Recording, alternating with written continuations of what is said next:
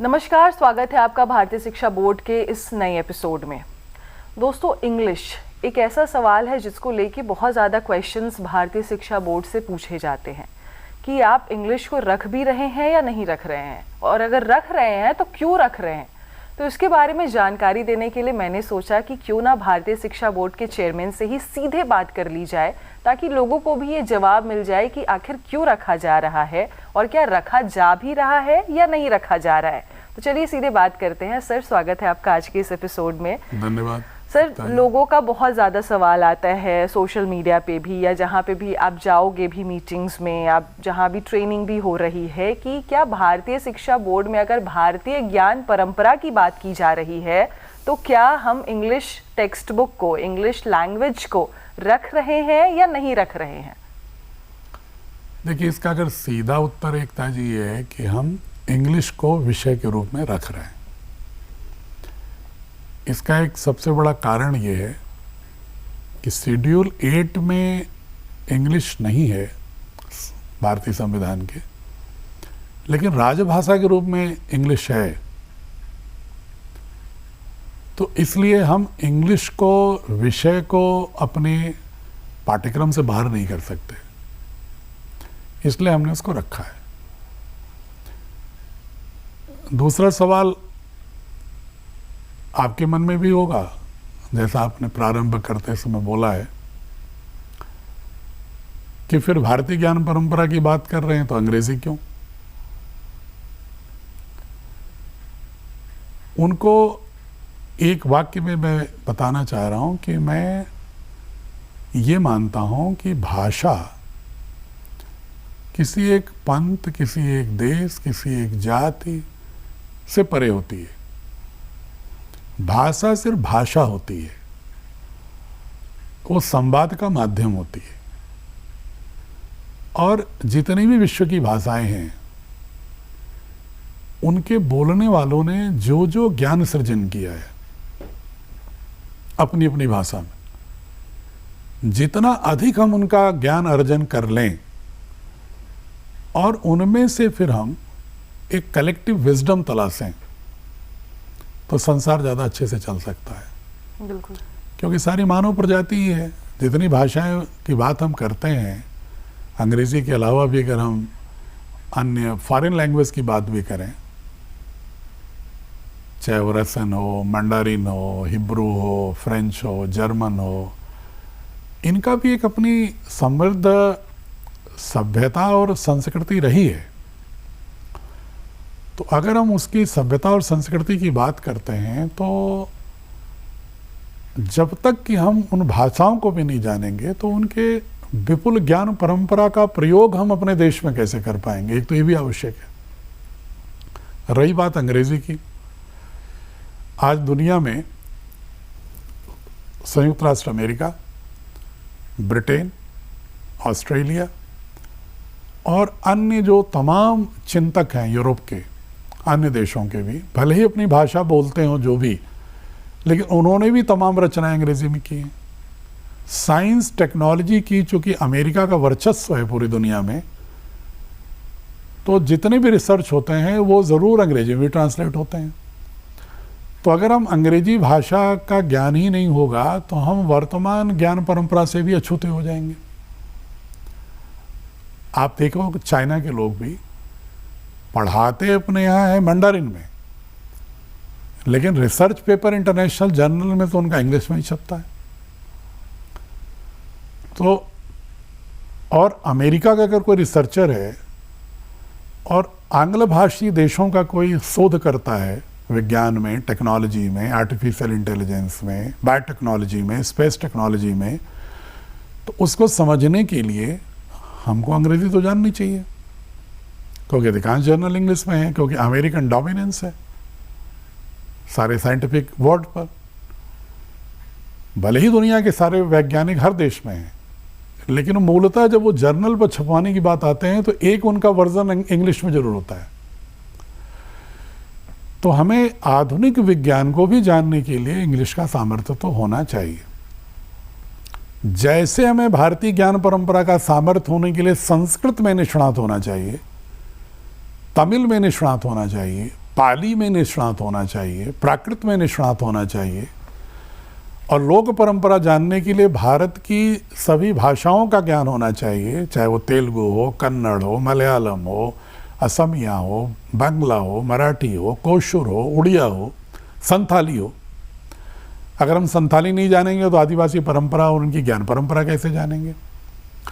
तो इसलिए हमें ज्ञान की विविधता को संपूर्णता में जानने के लिए अधिक से अधिक भाषाओं का बोध होना चाहिए, और अंग्रेजी उसमें से एक महत्वपूर्ण भाषा है, इसको नकारा नहीं जा सकता, इसलिए हम अंग्रेजी को भी रख रहे हैं। सर, जैसे मैंने इंग्लिश के टेक्स्ट बुक्स को देखा भारतीय शिक्षा बोर्ड के, उसका नाम जो है या टेक्स्ट बुक की पहचान नक्षत्रों के नाम से की जा रही है, या फिर इसमें भारत वंदना भी है। तो ऐसा करना आपने क्यों ज़रूरी समझा, या इसका क्या डेडिकेशन है? एक पंक्ति में इसका उत्तर ये है कि हम अंग्रेजी पढ़ा रहे हैं, अंग्रेजियत नहीं। हम भाषा पढ़ा रहे हैं, उनकी सांस्कृतिक गुलामी नहीं। हम जैसे चाइनीज हैं, वो इंग्लिश जानते हैं लेकिन अंग्रेजियत से नहीं प्रभावित है। वो जापान की भी कॉलोनी रहा है कुछ दिन तक, जापानीज जानते हैं लेकिन जापानीज कल्चर से प्रभावित नहीं है। इजराइल है, वो अंग्रेजी जानता है पूरी तरह, उनके साइंटिस्ट, लेकिन उनकी अपनी भाषा हिब्रू भी उतनी ही शिद्दत से पढ़ाई जाती है, और अंग्रेजियत कल्चर को नया नहीं कॉपी किया उन्होंने, उनका यहूदी संस्कृति उनके यहाँ है। तो भारत में भी हम जो अंग्रेजी किताब बना रहे हैं, भाषा अंग्रेजी होगी लेकिन भारत की ज्ञान परंपरा का मतलब भारत का दर्शन, विचारधारा, भारत के महानायकों महानायिकाओं का जिक्र, भारत के प्राकृतिक संपदा के ऐश्वर्य का उल्लेख, पर्यावरणीय संपोषकीयता, इकोलॉजिकल सस्टेनेबिलिटी के विषय में भारत के प्रति एक गुणात्मक व्यक्तित्व में परिवर्तन करने की जो प्रेरणा देने वाले कंटेंट, और साथ ही हमारे ऋषियों मुनियों की जो प्रज्ञा रही है उसको भी हम आंग्ल भाषा में देंगे, क्योंकि भारत में एक बहुत बड़ा तबका ऐसा भी है जो इलीट क्लास है, वो भारतीय ज्ञान परंपरा को संकीर्णता से जोड़ देता है। उसे मालूम ही नहीं कि भारतीय ज्ञान परंपरा में खगोल विज्ञान भी है। आपने कहा नक्षत्रों के नाम पर क्यों रखा हमने? ये नक्षत्र हमारे भारत की खगोल विज्ञान के शोध के बहुत बड़े प्रामाणिक उदाहरण हैं कि हमने 27 नक्षत्रों में बांट दिया पूरे ब्रह्मांडीय घटनाक्रम को, और जितने भी हमारे शास्त्र हैं खगोल विज्ञान के, वारामिहिर से लेके आर्यभट्ट से लेके, उसमें इनका जिक्र है। हमारे जो कैलेंडर बनते हैं, लूनर कैलेंडर और सोलर कैलेंडर को समायोजित करते हुए, उसमें नक्षत्रों की चर्चा है। तो हमने इसको इसलिए भी नाम रखा कि ताकि पहली दृष्टि में ही बच्चों को स्पष्ट हो जाए कि पुस्तक हम अंग्रेजी की पढ़ने जा रहे हैं, लेकिन इसमें कंटेंट हम पढ़ने जा रहे हैं भारत को, भारतबोध को, और उसमें से कुछ चुनिंदा हमने नक्षत्रों को रखा है। जैसे हमारी किताब की 6ठी किताब में नक्षत्र पुस्तक का नाम है आर्द्रा, तो वो है शीतलता और संवेदनशीलता का प्रतीक माना जाता है वो नक्षत्र। तो उसमें जितने भी कंटेंट हैं क्लास 6 में, वो सब इमोशनल मैनेजमेंट, इमोशनल एम्पावरमेंट से संबंधित हैं। वो चाहे कहानी हो, चाहे वो प्राचीन परिप्रेक्ष्य की कहानी हो, चाहे किसी मूल्यबोध से संबंधित हो, किसी महापुरुष महानायक की हो, स्वतंत्रता संग्राम सेनानी की हो, कोई पर्यावरण पर कार्य करने वाले किसी महान पुरुष या स्त्री का हो, भारत की, ग्रामीण परिवेश हो, शहरी परिवेश में अच्छे मूल्यबोध से काम करने वाले लोग हों, उनकी चर्चा, उन्हीं की चर्चा है जिसमें शीतलता और संवेदनशीलता ज़्यादा है। जब आप 7वीं पुस्तक देखेंगे, उसका नाम पुनर्वसु रखा आपने। पुनर्वसु का अर्थ होता है कि कठिनाइयों का से पार पा करके पुनः स्थापित हो जाना, पुनर्वस जाना। तो तमसो मां ज्योतिर्गम है, तो उस थीम पर आपको सारे कंटेंट मिलेंगे। अलग अलग जगहों से चुन करके उसे कंटेंट से अलाइन होते हैं इस धारणा से। और 8वीं पुस्तक का नाम है हमारा पुष। उसका अर्थ होता है पोषण, समृद्धि, ऐश्वर्य। तो उसमें जितने हमारे कंटेंट हैं सभी से संबंधित। और हर पुस्तक हमारी भारत वंदना से शुरू होती है, क्योंकि राष्ट्र की वंदना करने का मतलब है कि राष्ट्र के व्यक्तित्व के साथ अपने व्यक्तित्व को पूरी की पूरी तरह से जोड़ देना। साथ ही आप देखेंगी तो 3वीं से लेकर के 8वीं तक किताबों में आदिवासी जो ज्ञान परंपरा है, कल्चर की, आर्ट फॉर्म की, उसी में रखा हुआ है। डिज़ाइन भी आपके पुस्तक का उसी पर मिलेगा। तो डिज़ाइन भी भारतीय आर्ट्स पर है, और वो भी आदिवासी पुरातन आर्ट्स पर। भारत वंदना से शुरू होती है। अंत में हर पुस्तक में 4 महापुरुषों का उल्लेख है। वो महापुरुष विभिन्न भारत के क्षेत्रों के, विभिन्न ऐतिहासिक कालखंड के और विभिन्न समुदायों के, विभिन्न विचारधाराओं के, और जेंडर का भी ध्यान रखते हुए, कि ताकि ऐसा लगे कि भारत कोई एकांतिक रूप से किसी एक समुदाय का, किसी एक क्षेत्र का, किसी एक ऐतिहासिक कालखंड का, किसी एक विचारधारा का नहीं रहा है। भारतीय ज्ञान का मतलब है कि पूरे की पूरी ज्ञान परंपराओं का, लोक परंपराओं का पुष्पगुच्छ, वो हमारी पुस्तक में आपको पूरी तरह से दिखेगा। तो ये एक पंक्ति में मैं फिर ये कहूँगा कि भारतीय ज्ञान परंपरा और भारतीय मूल्यबोध आंग्ल भाषा के माध्यम से आए। एकता जी, मैं उन लोगों को जो कहते हैं कि अंग्रेजी क्यों पढ़ा रहे हैं, उनको एक उत्तर और मैं बहुत ही विनय के साथ सविनय कहना चाहता हूँ। स्वामी विवेकानंद अगर अंग्रेजी नहीं जानते होते तो शिकागो के सर्वधर्म सम्मेलन में सनातन की प्रतिष्ठा कैसे कर पाते? अगर स्वामी रामतीर्थ इंग्लिश नहीं जानते होते तो भारत की पूरी वैदिक और उपनिषद की जो मीमांसा उन्होंने लिखी है, जो पूरी की पूरी 7 वॉल्यूम में है, और पूरी अमेरिका का सारा इंटेलेक्चुअल क्लास पढ़ता है उसको, और उससे पूरा का पूरा प्रशंसक हो गया है, वो कैसे संभव होता? परमहंस योगानंद अगर अंग्रेजी नहीं जानते, महेश योगी अगर नहीं जानते, महर्षि अरविंदो अगर नहीं जानते, तो ट्रांसेंडेंटल मेडिटेशन की इनकी पुस्तक पूरी दुनिया में कैसे छा जाती? लेकिन उन्होंने अंग्रेजियत नहीं है उनके भाषा में, उनकी पुस्तकों में। दृष्टि पूरी भारतीय है, भाषा उनकी अंग्रेजी जरूर है, इसलिए कि अंग्रेज हमें अपना गुलाम बनाना चाह रहे थे, तो हम अंग्रेजी ऐसी पढ़ाना चाह रहे हैं कि हमारे पढ़े हुए बच्चे अंग्रेजी भारत की संस्कृति को पूरे विश्व में फैला सकें और उनको अपनी वैचारिक जो हमारी नाभि है, न्यूक्लियस है, उससे जोड़ने में समर्थ हों। इसलिए हम अंग्रेजी पढ़ा रहे हैं। इसलिए उनको, अपने बच्चों को ये महसूस करना चाहिए कि वो अंग्रेजियत, हाँ, एक चीज़ से मैंने परहेज किया है, जो हमारी प्रत्यूष अरुण उदय की पुस्तक है, जिसमें कि हम कहते हैं ना बाल वाटिका सामान्य भाषा में, उसको हमने प्रत्यूष अरुण उदय नाम रखा है। 3 कालखंड हैं सूर्योदय से पहले के। प्रत्यूष होता है ब्रह्म मुहूर्त, अरुण होता है जब थोड़ी लालिमा आने लगती है, उदय का तीसरा है। तो मैं मानता हूँ कि 3 वर्ष पूरा करने के बाद उसकी शिक्षा की प्राप्त करने का उदय शुरू हो रहा है।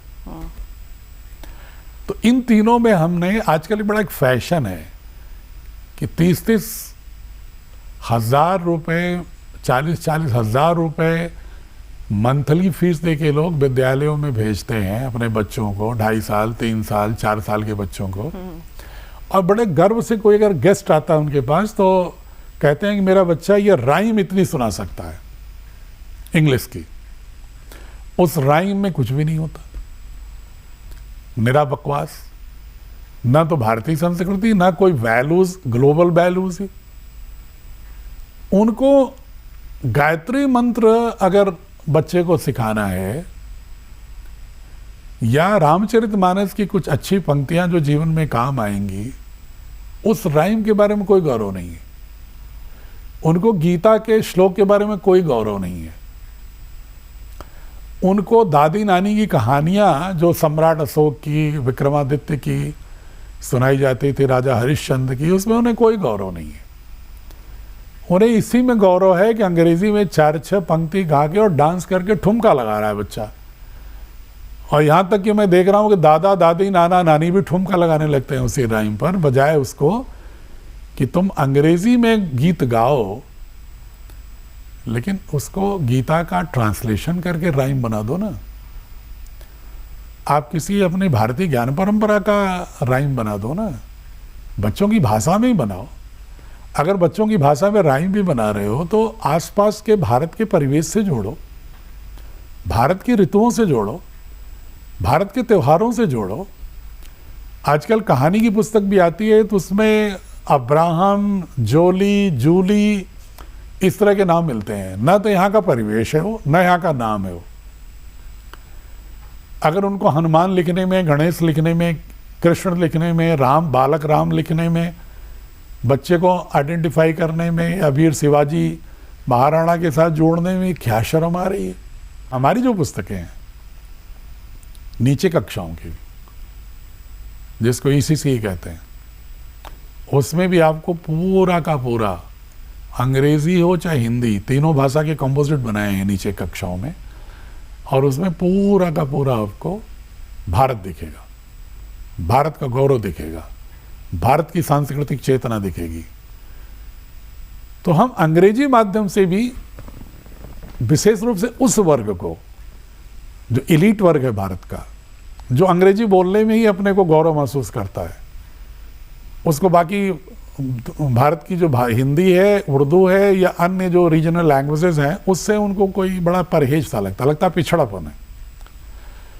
तो उन महानुभावों को कम से कम हम इंग्लिश को रखते हुए इंग्लिश के माध्यम से ही उन्हें भारत की ज्ञान परंपरा समझा दें, इंग्लिश के माध्यम से उन्हें उपनिषद के कुछ वाक्य पढ़ा दें, गीता का दैवी संपद पढ़ा दें, दशकम लक्षणम पढ़ा दें, महावीर जैन का पंच महाव्रत पढ़ा दें, पतंजलि दर्शन का अष्टांग पढ़ा दें, बुद्ध का 8 फोल्ड पाथ पढ़ा दें, बसवन्ना का शैव भक्ति के माध्यम से एकत्व पढ़ा दें, उनको हम सिखिज्म का निराकार पुरुष पढ़ा दें, उन्हें इस्लाम का भ्रातृत्व भी पढ़ा दें। हमें किसी अन्य पंथ से भी कोई परहेज नहीं है। जो भी पंथ आज की पूरी सांस्कृतिक यात्रा में जिस अनुपात में भारत को जितना प्रभावित किए हैं, उन सभी अच्छे मूल्यों को आनो भद्राह कर्तव्यन्तु विश्वतः के दृश्य से हम उनको लाएंगे। संवैधानिक मूल्यों के पर कोई राइम बना दो, ग्लोबल वैल्यूज पर, एकत्व पर, कोलैबोरेशन पर, टीम स्पिरिट पर कोई राइम बना दो, बजाय इसके कि आप अननेसेसरीली वेस्टर्न पृष्ठभूमि पर वहाँ लिखे हुए राइम को, और जिससे बच्चे को कोई उसके अवचेतन में कोई भी पॉजिटिविटी नहीं आनी है, सिर्फ बोलना सिखाने के लिए बोलना शुरू कर दे, उसके लिए उतना ही जरूरी नहीं होता। बोलना शुरू करे तो बोले क्या, ये भी सिखाना होगा, क्योंकि अभिव्यक्ति बिना प्रामाणिक अनुभूति की नहीं होती। और जिस अभिव्यक्ति से हम जोड़ेंगे जिस शैली में, बच्चे की अनुभूति भी उसी धारा में उधर जुड़ने लगती है। इसलिए हमने अपनी पुस्तकों में इसका भी ध्यान रखा है। सर, मुझे लगता है कि अब पेरेंट्स को भी ये क्लियर हो गया होगा कि क्यों ये ज़रूरी है। लेकिन आखिर में मैं आपसे ये पूछना चाहूँगी कि जो पेरेंट्स भारतीय शिक्षा बोर्ड से अपने बच्चों को जोड़ना चाहते हैं और इसमें जो भी स्कूल्स है उसमें बच्चों को पढ़ाना चाहते हैं, तो उनका सबसे पहले यही सवाल होता है कि क्या मेरे बच्चे इंग्लिश भी अच्छे से सीख पाएंगे ना, क्या उनको जो आज के नॉलेज है उस हिसाब से भी नॉलेज मिल पाएगी ना भारतीय शिक्षा बोर्ड में। तो इस पे आप उनको क्या संदेश देना चाहेंगे? उनको ये देना चाहेंगे कि आप मेरी पुस्तक कोई भी इसमें से 8 में से उठा के देखेंगी, grammar, syntax, sentence structuring, creative learning, functional learning, cognitive learning, comprehension, communication, सारी क्षमता इन पुस्तकों में बाकी अन्य पुस्तकों की तुलना में बेहतर मिलेगी। लेकिन आत्मा भारत से जुड़ा होगा, कंटेंट भारत से जुड़ी हुई संस्कृति होगी। हम उनको ये अधिकार नहीं देंगे। अच्छा, आप ये बताओ, मैं गार्जियन से पूछ रहा हूँ जो मैं सुन रहे होंगे, अंग्रेजी भाषा में निष्णात होना चाहिए तो मैं खुद ही वकालत कर रहा हूँ। लेकिन क्या वो चाहेंगे कि शेक्सपियर को प्राथमिकता दें या कालिदास की रचना को भी हम अंग्रेजी में पढ़ा दें? कालिदास की रचना को। अगर अंग्रेज उपनिषद को इंग्लिश में पढ़ सकते हैं, अगर वो जर्मन हमारे उपनिषदों का जर्मन में अनुवाद करके वेदों का पढ़ सकते हैं, बुद्धिज्म का अनुवाद अगर मंडारिन में हो सकता है, फारसी में हो सकता है, रामायण महाभारत का फारसी और अरबी में हो सकता है, और दुनिया की कम से कम अन्य 100 भाषाओं में हो सकता है, तो अगर हम अंग्रेजी की क्षमता रखते हुए भारत के ग्रंथों को, भारत की ज्ञान परंपरा को, न्याय दर्शन को, वैशेषिक दर्शन को, व्याकरण को, पाणिनि व्याकरण को अगर किसी न किसी रूप में, और आधुनिक विज्ञान को भी, अगर उस सामर्थ्य को ब्लेंडेड रूप में कंटेंट में हम दे देते हैं, और कुछ एक स्वाभाविक रूप से बड़ी कक्षाओं में हम इंग्लिश लिटरेचर के भी डिफरेंट टाइमलाइन के भी कुछ पोम और प्रोज रखेंगे, स्टोरी रखेंगे, ताकि उन्हें ये भी मालूम हो कि इंग्लिश लिटरेचर की भी जर्नी उन्हें कुछ पता रहे। लेकिन उसमें भी प्राथमिकता उसी को देंगे जिनके मूल्यबोध हमारे भारत के मूल्यबोध से मेल खाते हैं, हमारे संवैधानिक मूल्यों से मेल खाते हैं, या पूरी दुनिया के 21वीं सदी के लिए आवश्यक कौशल के लिए मेल खाते हैं। हम ऐसे कोई चीज़ नहीं पढ़ाना चाहते हैं जिसका कि आज के लिए उपयोगिता ही नहीं हो बच्चे को। ऐसे कथानकों को पढ़ करके जिनसे एक बच्चे का ऋणात्मक व्यक्तित्व शिल्पित हो, गठित हो जाए, उसको पढ़ाने से क्या फ़ायदा? पुस्तकें बौद्धिक थाली होती हैं एकता जी, जैसे हम शरीर के लिए एक थाली में व्यंजन रखते हैं ना, उसमें एक भी मक्खी पड़ गई तो भोजन व्यर्थ हो जाता है, विष हो जाता है। उसी तरह पुस्तकें भी हैं, भाषा कोई हो, कंटेंट हमेशा ऐसा होना चाहिए कि बच्चों को हम ये सामर्थ्य दें कि 21वीं सदी में एक समर्थ नागरिक भारत का और वैश्विक नेतृत्व के योग्य हो सके, यही कंटेंट होना चाहिए। बाकी भाषा के बारे में, उसकी लिटरेरी कैपेसिटी, उसकी कॉग्निटिव एनालिसिस का पावर, संवाद की क्षमता, भाषा के लिए शब्द सामर्थ्य, शब्द संपदा अंग्रेजी भाषा की, उसको सब इसमें लिया जाएगा कि जिससे कि पूर्णतः अंग्रेजी पढ़ते हुए भी भारत का बना रहे, अंग्रेजियत से दूर रहे, वैचारिक गुलामी का शिकार न हो, बस इतना ध्यान रखा गया। बिल्कुल सर, अब मुझे लगता है कि पेरेंट्स को भी समझ में आ गया होगा कि उनके बच्चों को क्यों भारतीय शिक्षा बोर्ड की पुस्तकें पढ़नी चाहिए। धन्यवाद आपका। तो मिलते हैं आपसे अगले एपिसोड में।